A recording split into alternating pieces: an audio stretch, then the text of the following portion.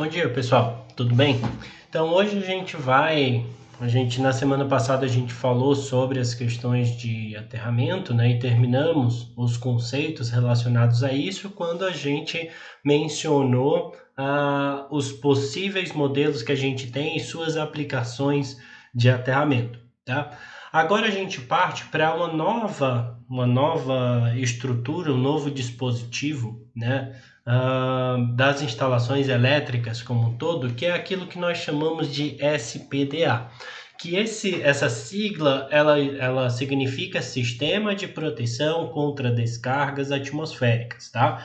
Ou vulgarmente conhecido como para-raios, tá? Esse termo, ele tem muita gente que utiliza, mas o termo técnico de fato seria SPDA, Sistema de Proteção contra Descargas Atmosféricas, tá? Então a aula de hoje ela é mais introdutória, tá? O assunto, né? A gente vai entender um pouco mais sobre eles para depois a gente partir para um entendimento mais aprofundado do tema, tá bem? Então, deixa eu ver aqui, passar aqui, pronto. Então, aqui, né, as descargas atmosféricas causam sérias perturbações nas redes aéreas de transmissão e distribuição de energia elétrica, sem contar os riscos de vida a que as pessoas e os animais ficam submetidos, né? Então, acredito que muitos de vocês já devem ter visto, né? Até eu conheço essa turma, sei que alguns de vocês têm uma curiosidade meio mórbida, né? Visto quando a gente estava na parte presencial, vocês ficavam pedindo uns vídeos meio louco para eu passar, né, para vocês. Então, ah, existe um perigo muito grande, né, das descargas elétricas elas serem nocivas tanto a edificações quanto a pessoas, tá? Ela pode causar uma série de problemas, né, nessas estruturas ou nas pessoas que podem ser reversíveis ou não, tá? Aqui a gente pode ver, aqui está um sistema de para-raios, né? A utilização desse sistema de para-raios, aqui eu tenho as 3 fases, né? Eu não sei se acho que eu vou disponibilizar isso para vocês, acho que vai ficar mais fácil de visualizar. E aqui a gente tem um cabo de aterramento, o cabo guia, tá? Passando ali, certo? Então esse aqui é utilizado para isso. Aqui também eu tenho ele na parte de cima aqui da linha de transmissão. Esse é o cabo que serve como o para-raio dessa linha, tá? Ele serve como proteção. Porque uma descarga atmosférica que chegue a bater nessa estrutura elétrica, né? Ela vai causar surtos de tensão, né? Que ela vai chegar a uma casa de centenas de kilovolts, né? Em uma linha de transmissão, por exemplo. Esse surto ele tem uma duração muito curta, né? Eu acredito que um dos alunos até me perguntou no início do ano, ou não sei se agora eu já me confundi tudo, minha cabeça está meio zoada com essa pandemia aí, né? Mas já me perguntaram se eu poderia utilizar a energia de um raio para a produção de energia elétrica, né? Utilizar isso para gerar energia e utilizar ela.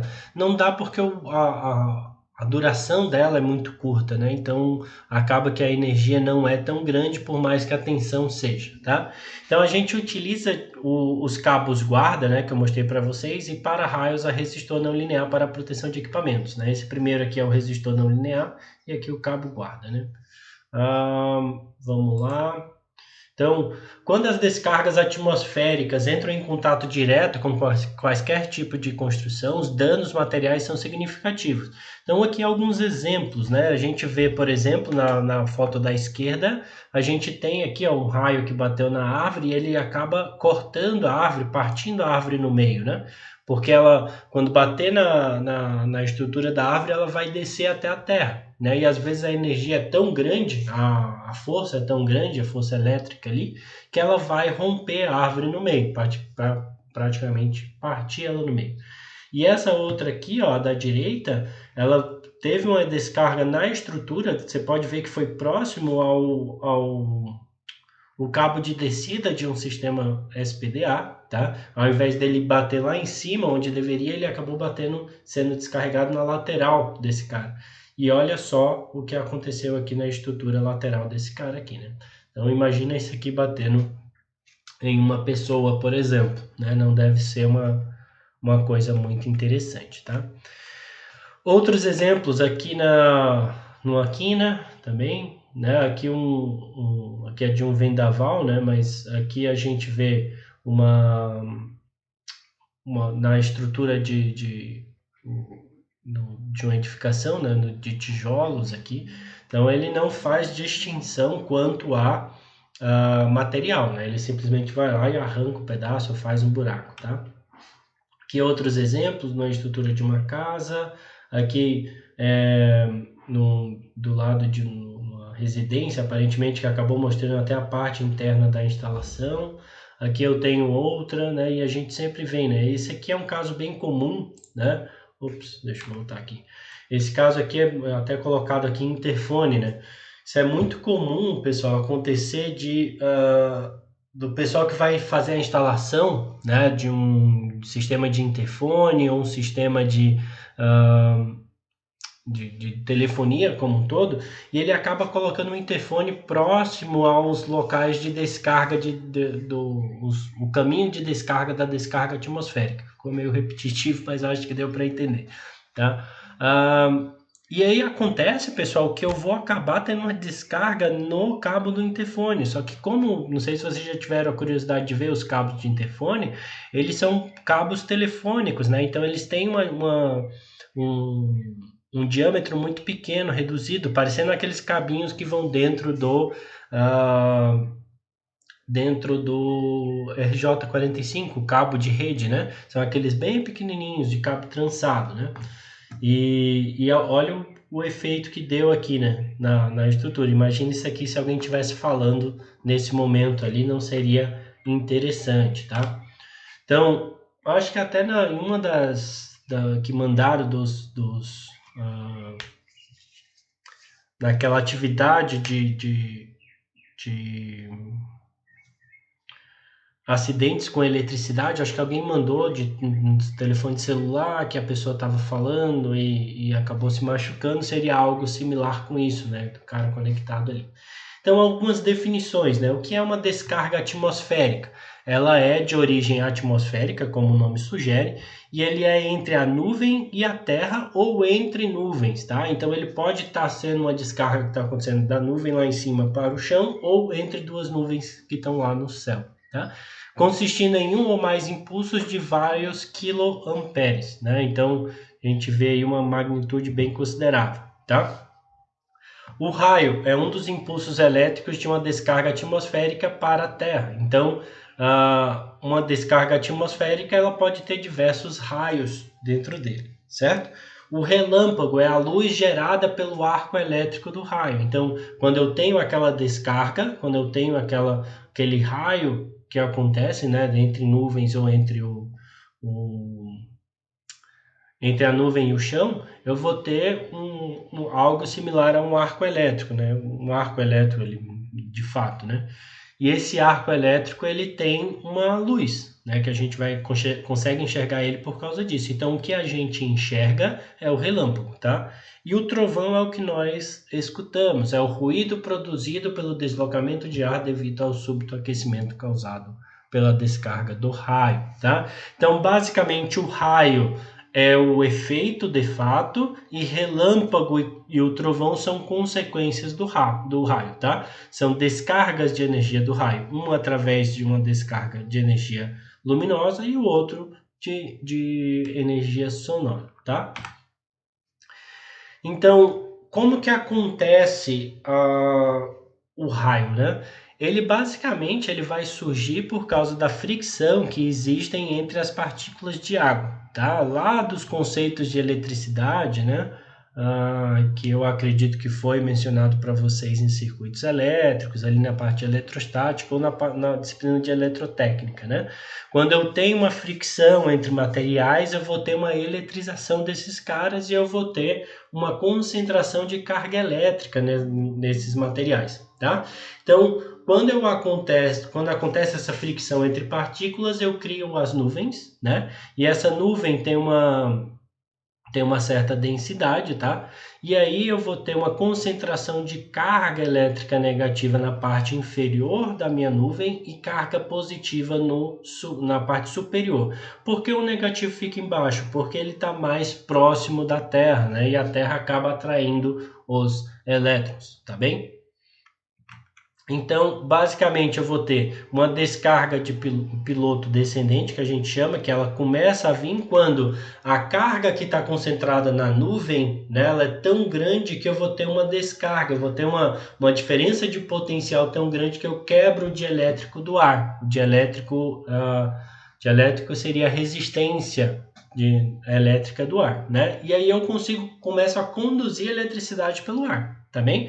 Então, normalmente eu vou ter uma descarga descendente da nuvem para o chão, nesse sentido, e às vezes eu tenho uma descarga ascendente que encontra esse cara no meio do caminho. Então, normalmente a gente tem um encontro entre esses dois caras, né? E eu tenho uma descarga de retorno, faz uma corrente elétrica ali instantânea, né? Tirando um pouco da carga da nuvem, e assim ela entra num certo equilíbrio, entre aspas, né? Ainda vai ficar com uma carga lá na nuvem, mas aí ela tem uma carga menor que não é suficiente para quebrar o dielétrico. Aí ela vai continuar aumentando sua carga elétrica até que ela tenha uma nova descarga elétrica, né? Gerando um novo raio, uma nova descarga e assim sucessivamente, tá? Algumas orientações, como sempre eu tento buscar trazer para vocês algumas orientações com relação à segurança, tá? Então não vai ser diferente aqui nesse caso com os SPDAs, tá? Então, a primeira coisa, né, uma coisa que até nossos avós e pais sempre falam para gente. Quando está acontecendo descargas atmosféricas, aqui quase todos esses vão ser relacionados a quando estiver acontecendo descargas atmosféricas ou parecer que vai, né, perto de uma tempestade, uma chuva e tal. Então as pessoas devem se retirar das águas, né, da água, e queda de tensão acentuada no espelho d'água. Por quê? Porque na água eu vou ter uma condutividade maior, especialmente se é no mar, tá? Então é complicado aí você continuar lá no mar quando isso está acontecendo. Ao sair da água, não ficar na areia da praia, não na área da praia ou na areia, né? Por quê? Porque é um local aberto, então existe a possibilidade de cair em você ali a qualquer momento um raio, né? O ideal é que você procure um refúgio seguro. O que é um refúgio seguro? Uma edificação. De preferência, uma edificação em que haja e que você consiga perceber que existe um sistema de proteção atmosférica. A gente vai ver mais para frente que tem os captores de SPDAs que a gente consegue observar na estrutura, tá? Não utilizar vara de pesca, né? Por quê? Por que não utilizar essa vara? Porque a vara ela tem aquela estruturazinha em cima onde passa a linha que ela é metálica, né? E o conceito de uma SPDA é exatamente eu ter uma parte pontiaguda e mais alta possível para ele captar esse raio, para ele atrair esse raio para aquela ponta. Então, se você está chovendo lá na chuva com um monte de raio e com a vara na mão, né? Isso pode atrair os raios para você. E como você vai estar com a mão lá, você vai se machucar, tá? Em quadra de esportes abertas, proteger-se abaixo das arquibancadas. Por quê? Porque aí uma probabilidade de bater em você é menor, vai cair na arquibancada. Se for uma arquibancada de edificação não tem tanto problema, se for metálica é melhor não se esconder ali embaixo, tá? Nessa questão de quadras esportivas é interessante que tem até um vídeo, se vocês procurarem e tiverem a curiosidade, eu acho que foi na África, que estava tendo um jogo de futebol oficial lá e cai um raio no meio do estádio, né? E na mesma hora as pessoas são jogadas para cima, os jogadores, né? Então, dê uma procurada lá e acha, né? Evitar permanecer em picos de morros, por quê? Porque ele é mais alto. Se ele é mais alto, então a probabilidade de o raio cair lá é maior. Evitar locais abertos. Operários devem abandonar o topo das construções por diversos fatores, não só por causa da descarga atmosférica, né? Por exemplo, o temporal que teve ontem aqui, teve bastante vento, né? Aquele ciclone bomba que teve aqui também, né? Então, se você está no topo da edificação, a probabilidade de você cair também é muito grande. Evite permanecer embaixo de árvores isoladas, tá? Então, se você tem uma árvorezinha bonitinha, isolada lá, não vai para lá, né? Vai para onde tem um conjunto de árvores, esse seria preferível, porque ele vai ter diversas árvores que vão estar atraindo esses raios, né? Então, a probabilidade de você se machucar é menor, tá? Melhores abrigos em caso de tempestade. Qualquer estrutura que possua um sistema de proteção, tá? Um SPDA. Grandes estruturas de concreto, mesmo que não possuam um SPDA, porque aí ela vai bater na estrutura de concreto e vai cair nela, né? Ou sei lá, uma rocha, um galpão, sei lá, qualquer edificação ou estrutura ali, uma ponte, né? Por exemplo. Túneis e estações de metrô, passarelas subterrâneas ou quaisquer estruturas subterrâneas, perfeito. Automóveis em geral, desde que devidamente fechados e com superfícies metálicas, né? Que aí você está protegido, porque até pelo conceito de gaiola de Faraday, ela vai ter a corrente fluindo pelo lado de fora, não pelo lado de dentro, tá? Vias públicas onde há edificações elevadas, né? Então, se você está numa rua onde tem prédio de um lado e de outro, então você está, de certa forma, bem seguro. Vias públicas onde há... Não, isso eu falei. Interior de lanchas ou de navios metálicos, né? De certa forma, é melhor estar dentro da lancha do que no mar, por exemplo. Caracterização de raios, né? Eu vou ter dois tipos, tá, pessoal? O raio negativo e o raio positivo, tá? Basicamente, a diferença desse cara é de onde está saindo o raio, né? E de onde vai estar maior fluxo, tá? O raio negativo, ele está vindo da parte de baixo da nuvem, né? Para o chão, né? Eu vou ter aquela trilha ascendente, mas é no finalzinho ali. Na parte do raio positivo, né? Eu vou ter de cima, vai ser atraído para a parte de cima da nuvem, tá? Isso aqui parece ser um pouco difícil de acontecer, mas ele acontece, especialmente aqueles raios que acontecem quando a gente tem só uma nuvem esparsa. Não é muito caso de São Bento, né? São Bento, normalmente, quando tem raio, a gente tem nuvem para vender no quilo, né? Então, mas basicamente quando acontece, como por exemplo essa nuvem aqui do meio, né? Ela vai da parte de cima da nuvem para o chão, tá? Características dos raios, né? Características gerais dele. 80% dos raios são nuvem ou intranuvem, né? O que eles chamam, né? Eles acontecem de uma nuvem para outra. E somente 20% dos raios que acontecem são da nuvem para o solo, que são os que a gente tem mais medo, né? Os de nuvem, eles que se resolvam lá, né? O Thor brigando com Odin, provavelmente, né? Então deixa eles brigando lá, sendo feliz. Ou não, né? Ou sendo infeliz mesmo. A descarga de retorno chega à velocidade de 100 km por hora, 100 mil km por hora, né? Então eu tenho uma velocidade muito rápida e isso demonstra até a rapidez em que acontece isso tudo, tá? 90% dos raios são negativos, né? Que são aqueles que é da parte de baixo da nuvem para o chão, tá? Um raio dura de 0,1 a 2 segundos, colaborando com aquilo que eu falei para vocês, que não dá para a gente aproveitar isso, captar essa energia e utilizar em outros locais, porque é muito curto, né? Então acaba não valendo a pena. E até porque eu precisaria de um equipamento muito bom para captar isso, que seria com isolamento muito bom e financeiramente não seria viável, vale mais a pena eu aplicar em outras coisas. Intensidade dela de 20 a 200 mil amperes, né? Lembrando que uma corrente de 30 miliamperes já é o suficiente para matar a gente, tá? Então a gente vê aí que é um pouquinho pesado, né? Então o raio de maior intensidade registrado chegou a 280 kA, né? Então uma intensidade grande, 80% dos raios são múltiplos, ou seja, possui mais de uma descarga de retorno, ela tem diversos raios ali acontecendo, né? Em média, um raio possui de 3 a 6 descargas de retorno, que é o que está o pezinho que ele faz no chão. Há registro de um único raio com 26 descargas, algumas curiosidades. E aqui a última coisa que a gente vai falar hoje é quanto à classificação, tá? A gente devia falar isso, mas eu vou falar disso aqui hoje. Que seria quanto à classificação, quanto ao nível de proteção das minhas estruturas, né?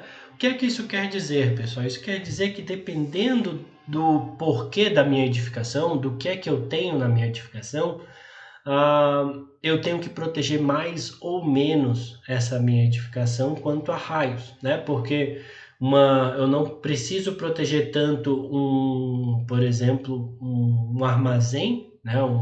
Um silo, quanto eu preciso proteger uma indústria petroquímica como aquela que teve, não sei, não vou lembrar exatamente aonde, mas teve aquela explosão lá que parecia uma bomba atômica recentemente, faz um mês, dois, né? Eu tenho que proteger aquilo demais, porque no caso de uma explosão, dá problema, né? Indústrias petroquímicas, né? Eu tenho que tomar bastante cuidado com esses caras, porque no caso de um incêndio e uma possível explosão decorrente do incêndio, isso vai me trazer um prejuízo enorme, né? Não só aqueles que estão dentro, como aqueles que estão fora. Conforme o perigo de algo acontecer, eu vou reduzindo o meu nível de proteção, tá? Então, o nível ele vai o nível 1 seria o mais o que deve ser mais protegido, e o nível 4 seria o que eu não preciso tanta proteção, tá? Então, nível 1, construções cuja falha do SPDA pode causar danos a estruturas adjacentes, como eu falei lá do caso, putz, me fugiu o nome da cidade, mas enfim, vocês devem ter visto. Se não viram, vão lá procurar e acham, tá? O YouTube tá aí para isso.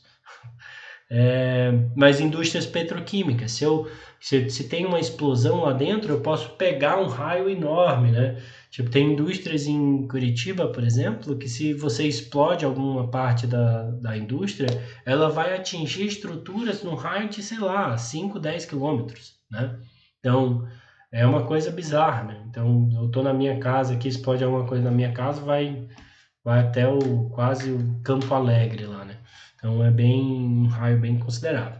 Nível 2, estruturas que uma falha do SPDA pode causar perdas de bens de estimável valor ou provocar pânico aos presentes, porém sem nenhuma consequência para os presentes, né? Museus, teatros, estádios, né? Então, são estruturas, né, que a gente tem um grande aglomeração de pessoas, né? Ultimamente a gente não tem mais aglomeração de pessoas, então, né, já tem uma solução para isso, nem preciso do SPDA. Brincadeira, né?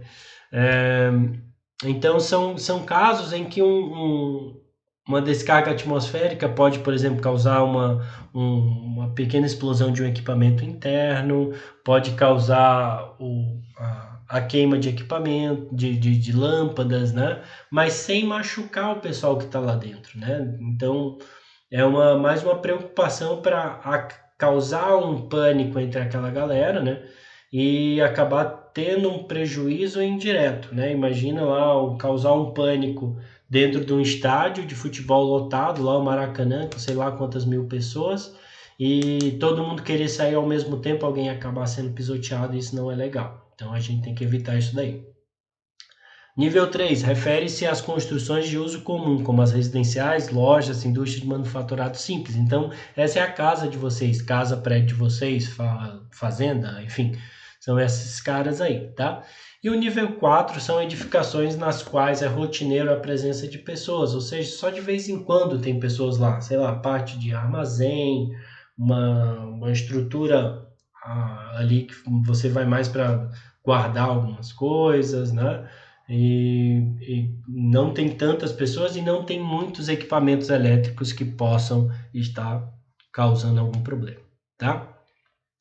Então a aula de hoje seria até esse ponto, tá? Na próxima aula a gente vai estar dando continuidade, falando um pouco, voltando para esse ponto, falando um pouco sobre cada uma dessas classificações, tá?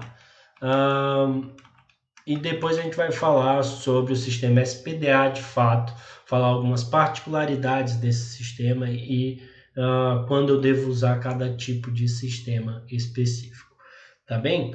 Espero que vocês tenham gostado da aula de hoje, espero que todos vocês estejam bem, tá?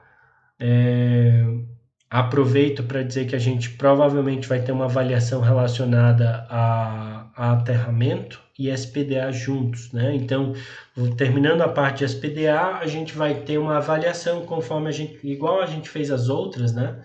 Uma avaliaçãozinha ali tranquila, né? Mas aí eu aviso com 1 ou 2 semanas de antecedência para vocês, tá bem? A atividade eu vou mandar pelo formulário para vocês, né? Para contabilizar como presença, tá bem?